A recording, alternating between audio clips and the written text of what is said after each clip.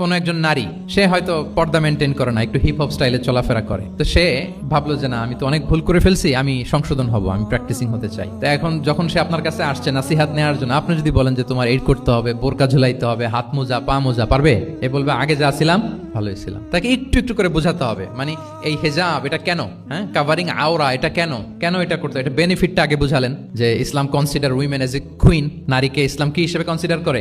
রানী হিসেবে। তো রানীর তো একটা ড্রেস কোড থাকবে, স্পেশাল পোশাক থাকবে, এগুলো বুঝাবেন। সে যাতে একটু নিজেকে গুছিয়ে চলে, শুরুর দিকে আপনি এই বার্তা দিতে পারেন যে একটু গুছিয়ে চলতে হবে। এরপর একটু শালীন পোশাকে যেন সে অভ্যস্ত হয়, এটা বললেন। সে যখন শালীন পোশাকে অভ্যস্ত, তারপরে হেজাবের ফজিলত বললেন, সে যেন হেজাব পরে। যখন সে হেজাব পরে, এরপরে তাকে নেকাবের কথা বললেন। এইভাবে আস্তে আস্তে তাকে বোঝাতে হবে। কিন্তু একবারে যদি সব চাপিয়ে দেন, বলেন তো আওয়াজ করে, সে কি ওটা রিসিভ করতে পারবে? কারণ এই যে গ্রাজুয়ালিটি আর তাদাররুজ, এই সিস্টেমটা আপনি ভায়োলেট করেন নাই। একটু একটু করে বললে এটা মানুষের ফিতরাতের সাথেও যায়, তার নেচারের সাথেও যায়। আমরা মদ হারাম হওয়ার কথা জানি, কয়টা স্টেপে হারাম হয়েছিল মদ?